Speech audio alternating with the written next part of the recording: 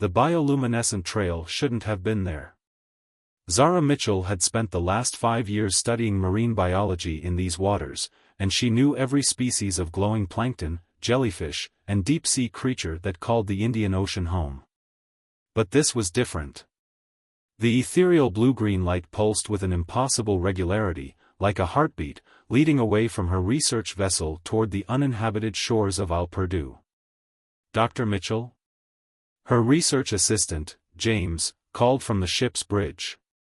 The storm system's getting worse. We should head back to the mainland. Zara pushed her rain-soaked dark curls from her face, squinting through the gathering gloom. The rational part of her mind agreed with James. The wall of black clouds building on the horizon promised the kind of tropical storm that could snap their modest research vessel like a twig. But 20 years of scientific curiosity wouldn't let her turn away from what could be the discovery of a lifetime. 10 minutes, she called back, already pulling on her wetsuit. I just need to collect a sample. James's protests were lost in a rumble of thunder as Zara slipped beneath the waves. The underwater world welcomed her with its familiar embrace, but tonight something was different. The usual symphony of clicks, whistles, and songs from marine life had gone quiet, as if the ocean itself was holding its breath. The bioluminescent trail grew stronger as she followed it, no longer just a suggestion of light but a distinct path cutting through the darkening water. Her depth gauge read 30 meters when she saw it, a shape that defied explanation. At first glance, it appeared to be a massive seed pod, easily the size of a small car, its surface an iridescent membrane that pulsed with that same rhythmic blue-green light. But as Zara drew closer, she realized the structure was too perfect, too engineered. Geometric patterns swirled across its surface in mathematical precision, and what she had mistaken for organic growth was actually a latticework of technology unlike anything she'd ever seen. A crack ran along one side of the pod, leaking tendrils of bioluminescence into the water. As Zara watched, transfixed, the crack widened. Something was emerging. Her first thought was, jellyfish. But jellyfish didn't have hands. They didn't have faces that looked almost human, save for the patterns of light flowing beneath translucent skin. And they certainly didn't have eyes that opened to reveal pupils that glowed like dying stars. The creature, the girl, couldn't have been more than 16 by human standards. Her form was humanoid but with an otherworldly grace, her movements fluid as she extracted herself from the pod. Her hair, if it could be called that, was a crown of flowing tendrils that rippled with points of light like a personal constellation. Their eyes met through the dark water, and in that moment, Zara felt the weight of entire galaxies in that gaze. The girl's mouth moved, forming words in a language that seemed to make the water itself vibrate with meaning. Though Zara couldn't understand the words, the message was clear, help me. Then the girl's eyes rolled back, the lights beneath her skin flickering like a failing power grid, and she began to sink into the abyss. Zara didn't hesitate. She kicked hard, fighting against her own buoyancy to dive deeper. Her arms wrapped around the girl's waist, and she was surprised to find her solid and warm to the touch, despite her ethereal appearance. The girl's skin tingled against Zara's wetsuit, like holding a living battery. The surface seemed impossibly far away as Zara kicked upward, her lungs burning. The girl was lighter than she looked, but fighting the ocean's pull with an unconscious body was still a brutal challenge. Zara's vision began to narrow, dark spots dancing at the edges, but she refused to let go. They broke the surface in a spray of phosphorescent droplets, the storm now in full force around them. Lightning split the sky, illuminating the research vessel where James was already throwing them a life ring. "What the hell is that?" he shouted over the wind as he helped haul them aboard. "Some kind of new species?" "Not new," Zara gasped, still fighting for breath as she cradled the unconscious girl. "Just new to us." The girl's skin had taken on a dangerous pale blue tint, the lights beneath now barely flickering. Zara pressed her ear to the girl's chest and heard something that might have been a heartbeat, but with a rhythm too complex for human anatomy. James, get the medical kit and help me get her below deck. And James? She caught his arm as he turned to go. What happens next, it stays between us. At least until we figure out what we're dealing with. He nodded, his scientific curiosity clearly warring with his instinct for self-preservation. What about the pod? Another flash of lightning illuminated the water where the alien craft had been, but there was nothing there now except settling bubbles. The ocean had already reclaimed its secret.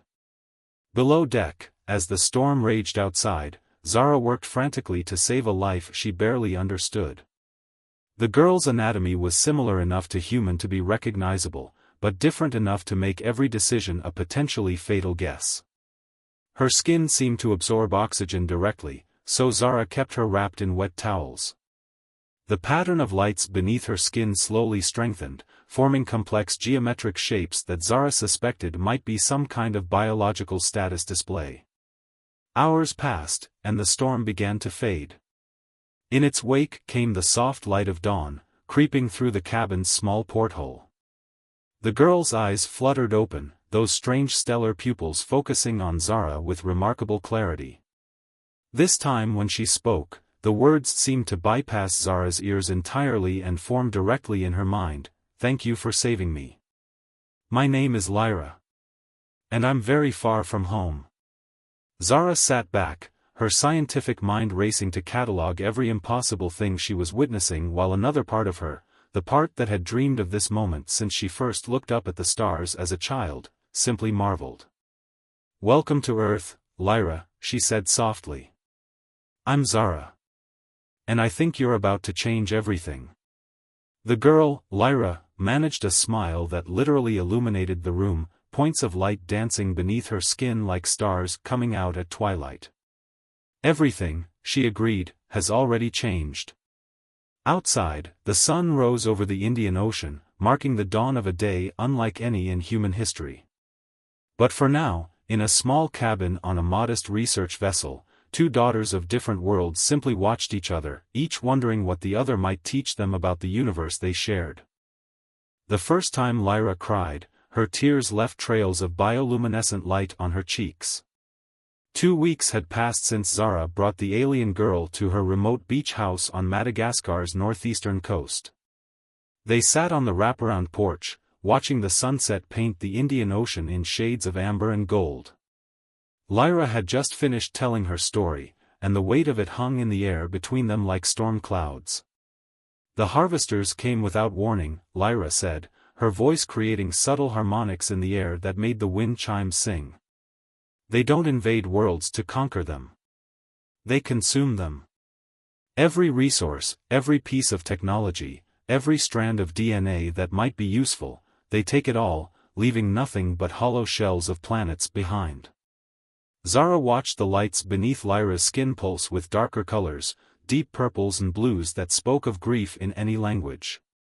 Your parents, she said softly, they knew the harvesters were coming? Our scientists detected their fleet at the edge of our solar system. Lyra's fingers traced patterns in the wooden railing, leaving temporary swirls of light that slowly faded. We had 3 days. Most of that time was spent arguing about what to do. My mother. Her voice caught. My mother was part of a secret project. They had been developing biological ships, vessels that could adapt and heal like living things. They weren't ready for mass evacuation, but there was one prototype. Your pod, Zara realized. Lyra nodded. It was designed to seek out worlds with compatible biospheres and protect its occupant during the journey. But it was only built for one. The lights under her skin flickered like a candle in the wind. My parents were both scientists. They knew the statistical probability of survival was highest for a younger specimen. So they chose me.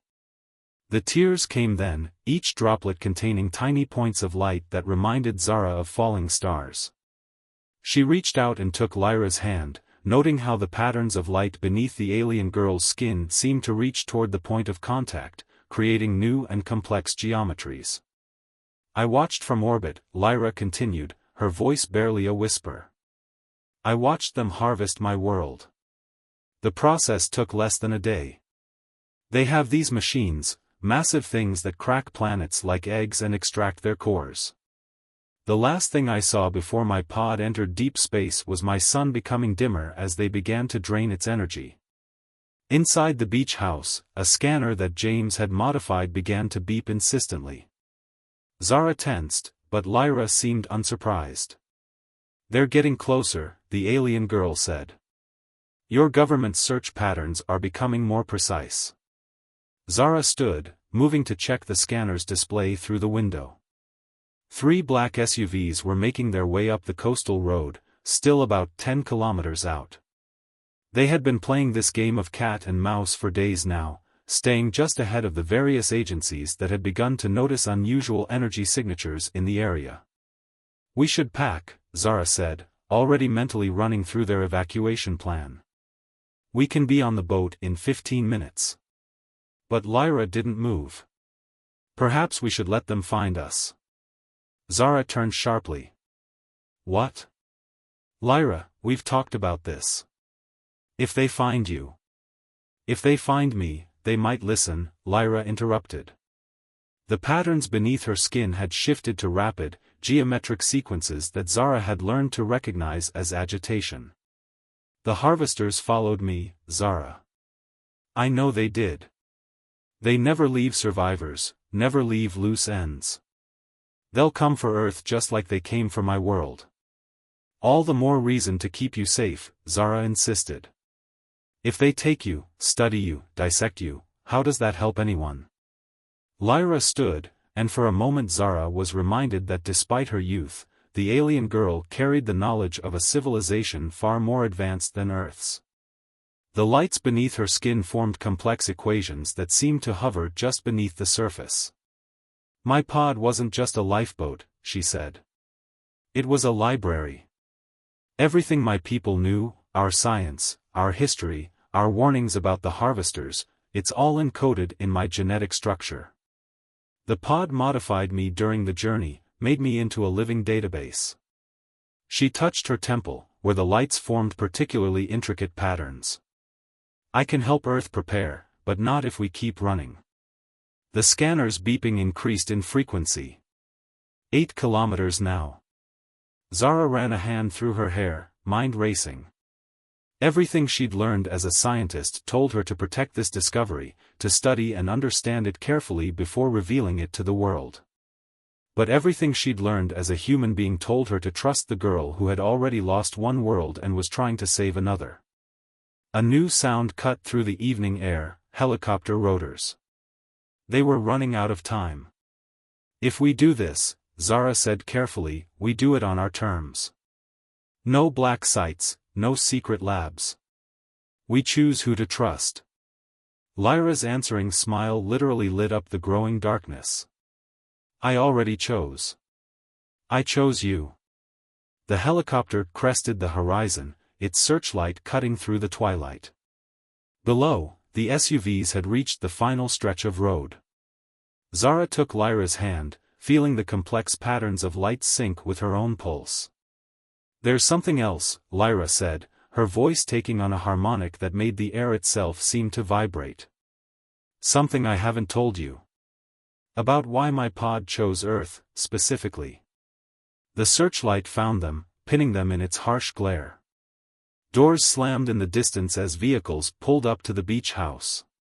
"Your people," Lyra continued, her skin now glowing bright enough to cast shadows, "they aren't as young as you think they are.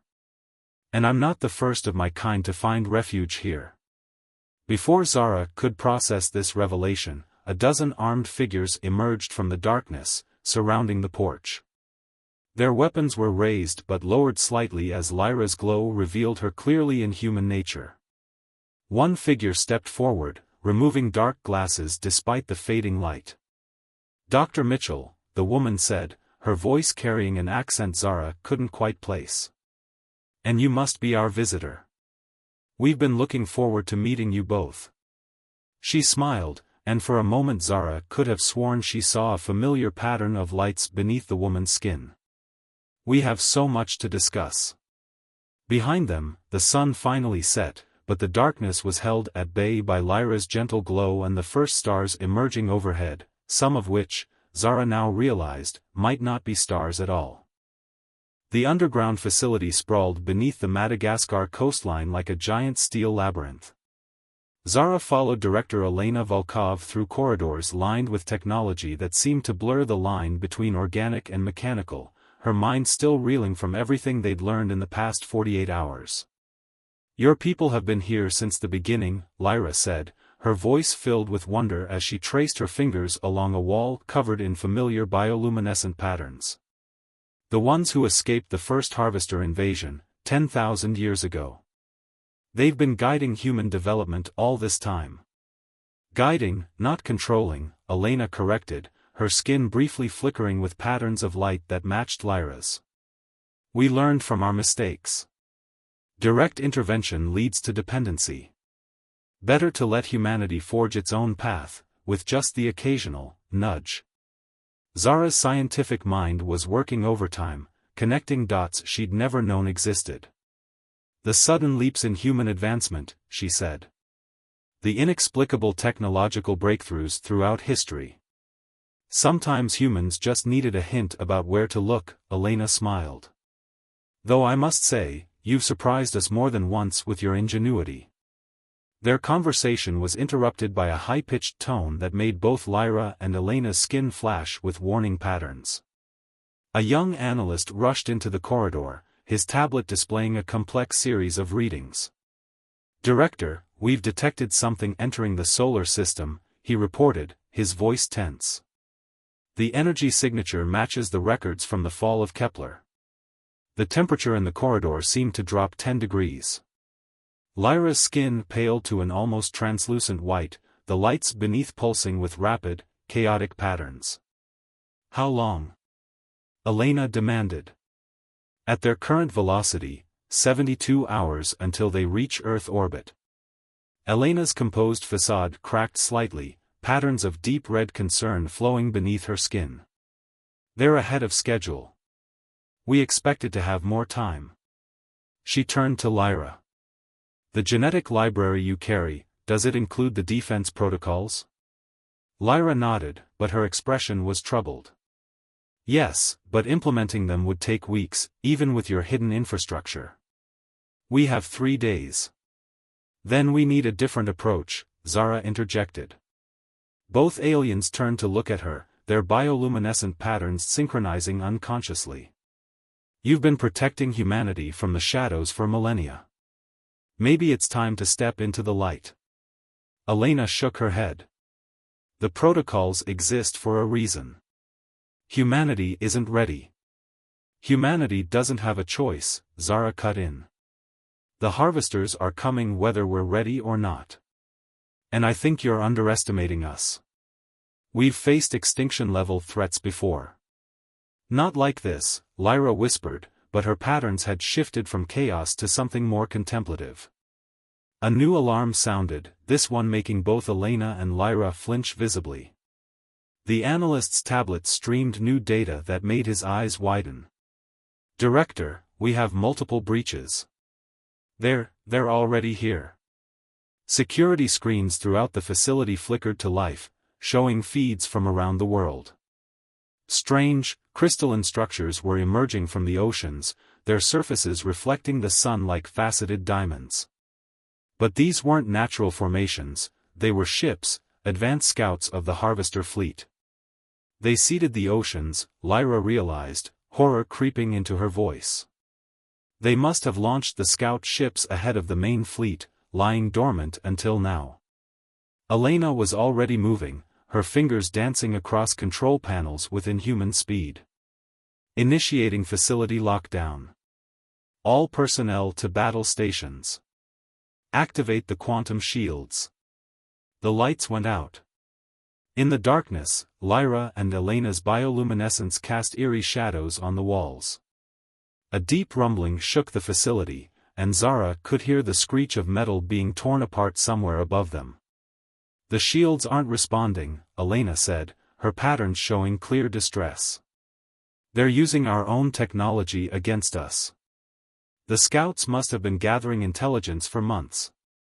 The library, Lyra said suddenly. Everything my people knew about fighting the harvesters, we can't let them get it. If they add our defensive knowledge to their collective. We need to move, Zara interrupted, her survival instincts kicking in. Is there another way out of the facility? Elena nodded, her patterns shifting to a more focused configuration. The emergency tunnels.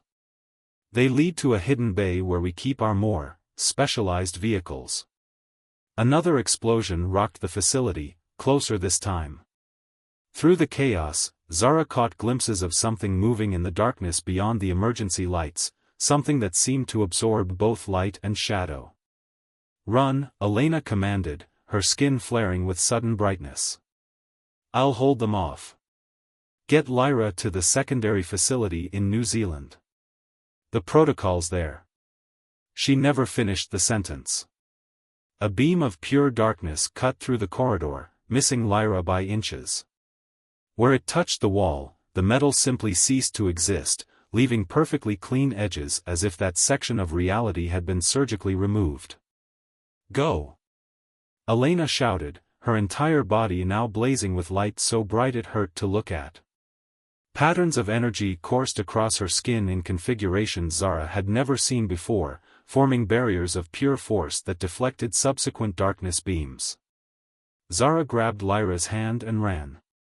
Behind them, she heard Elena begin to sing in that strange harmonic language, each note seeming to bend the laws of physics.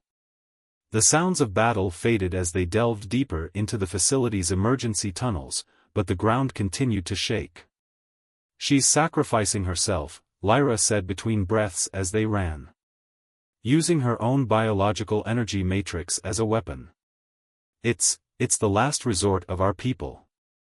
A final gift to protect what we love. They emerged into a massive underwater cave where a sleek vessel waited, its hull covered in the same bioluminescent patterns as Lyra's skin. As they raced toward it, a final explosion echoed through the facility, and Lyra stumbled, patterns of grief and loss cascading across her skin. Elena, she whispered. She's gone. Her patterns have joined the cosmic flow. Zara helped her up, guiding her toward the vessel. Then we make her sacrifice mean something. We finish what your people started. We save this world. As they boarded the bioship, its systems awakening to Lyra's touch, Zara caught a glimpse of multiple dark shapes moving through the water outside the cave. The Harvester scouts were closing in. Can you pilot this thing? She asked as they sealed themselves inside. Lyra's hands merged with the ship's control interface, her patterns synchronizing with the vessel's own luminescence. I carry the memories of 1,000 pilots in my genetic library, she said, her voice taking on that harmonic quality again. And I know exactly where we need to go. The ship came alive around them, its biological engines humming with power. As they shot out of the cave and into the deep ocean, threading between the pursuing Harvester vessels, Zara realized that the real war was just beginning. And somewhere above them, in the cold darkness of space, the main Harvester fleet was approaching, bringing with it a hunger that had already devoured countless worlds. The next 72 hours would determine if Earth would share their fate. The bioship's control chamber pulsed with waves of anxiety-tinged blue light as they approached the surface. 48 hours remained until the Harvester fleet's arrival, and they were about to change everything. Are you sure about this? Zara asked, watching Lyra interface with the ship's communications array. They had emerged from the depths near New York City, where the morning sun was just beginning to paint the sky in shades of pearl and gold. No, Lyra admitted, her skin flickering with patterns of uncertainty. But Elena's sacrifice taught me something. We've been so focused on protecting humanity that we forgot to trust them. The ship's external cameras showed multiple military vessels converging on their position. Above, helicopters circled like nervous birds, and Zara could make out the silhouettes of fighter jets approaching from the west. All channels, Lyra commanded, and her voice took on that multi-toned harmonic quality that seemed to vibrate through reality itself. To all nations, to all people of Earth. My name is Lyra, last daughter of Kepler, and I come with both a warning and a truth you deserve to know. Around the world, every screen, every device, every method of communication humans had devised suddenly carried her words and image. The patterns of light beneath her skin formed complex equations and historical records that even the most skeptical scientist would recognize as beyond current human capability. For millennia, refugees from my world have lived among you, helping from the shadows as your younger siblings among the stars. But now the force that destroyed our world approaches yours, and we no longer have the luxury of secrets. She projected images of the harvesters, massive crystalline ships that drained worlds of their resources, leaving nothing but hollow shells behind. Then she showed them Elena's last stand, the sacrifice of one who had guided human development for centuries. In 48 hours, they will reach Earth. They believe you are primitive, defenseless. They believe this world will fall as easily as countless others. Her patterns shifted to something fiercer, more determined. They are wrong. The military vessels had surrounded them now, but no one fired. Millions around the world watched as Lyra raised her hands, and holographic displays filled the air around the ship, showing technologies that merged biological and mechanical engineering in ways that defied conventional understanding. I carry within me the combined knowledge of my civilization, everything we learned about fighting the harvesters, everything we discovered about the universe and our place in it. I offer this knowledge freely, not as a superior being granting gifts to inferiors, but as a daughter of two worlds asking her family to stand together. Zara watched in amazement as Lyra's patterns began to shift into configurations she'd never seen before. The alien girl was literally rewriting her own biological code, making the ancient knowledge she carried more accessible to human understanding. The harvesters believe they are invincible because they face each world alone. But Earth will not stand alone. You have allies you never knew existed, technologies you never dreamed of, and strength you have yet to discover. The first response came from a surprising source. Dr. Amelia Rivera, a quantum physicist whose theories had been dismissed as impossible by her peers, spoke up on a hastily assembled UN video conference. The equations in your patterns, she said, her voice filled with wonder. They're the missing pieces. The bridge between quantum and classical physics. With this, we could create defenses that operate on fundamental forces. Others began to join in. Engineers recognized evolutionary solutions to problems they'd struggled with for decades. Biologists saw patterns that could revolutionize medicine. Military strategists identified weaknesses in harvester tactics that had never been apparent before. But it was taking a toll. Lyra's skin grew paler with each passing minute as she continued to modify her own genetic structure, making the ancient knowledge more compatible with human science. Lyra, Zara warned, seeing the danger signs in her friend's deteriorating patterns. You're going to burn yourself out. It doesn't matter, Lyra gasped between transmissions. They need this. All of it. They need you alive, Zara insisted, grabbing Lyra's hand. Where their skin touched, something extraordinary happened. The patterns beneath Lyra's skin seemed to stabilize, drawing strength from the contact. Lyra's eyes widened. Of course, she whispered. That's what my parents knew. Why they sent me here specifically. She turned back to her worldwide audience. I'm not just giving you information. I'm showing you what you already are. Using her connection with Zara as an anchor, Lyra projected new images, human DNA sequences that contained dormant patterns remarkably similar to her own. Your myths of advanced ancestors, of beings who came from the stars, they're all true. My people didn't just guide your development. Some of them became your ancestors. The potential for what we are exists within you, waiting to be awakened. Around the world, people began to notice strange sensations. Subtle patterns of light just beneath their skin. New awareness of energy fields they'd never perceived before. The awakening had begun. The harvesters thought they would find an primitive world, easy to consume, Lyra continued, her voice growing stronger as more humans began to resonate with her frequency. Instead, they will find Earth defended by two civilizations made stronger by their union. Human ingenuity and creativity merged with Kepler's ancient knowledge. Dr. Rivera's voice came through again, excited. The quantum defense grids, we can have the first ones operational within 36 hours. With this knowledge, with these awakening abilities, we have a chance, Lyra finished. But only if we stand together. As the sun rose fully over New York, casting golden light across the gathered ships and the watching city, Zara saw something that gave her hope. In the crowds gathering along the shoreline, points of light flickered beneath human skin, dim at first, but growing stronger. Ancient abilities awakening from millennia of dormancy. Lyra squeezed her hand, and their patterns synchronized in a dance of light that spoke of possibility and unity. I am the last daughter of Kepler, Lyra addressed the world one final time. But I am also becoming a daughter of Earth. And I promise you this, what the harvesters took from one world, they will never take from another. The time has come to show them humanity's true light. Above them, the morning sky was bright and clear. But everyone knew that somewhere up there, in the cold darkness of space, the harvesters were approaching. They had 47 hours to prepare for the greatest battle in human history.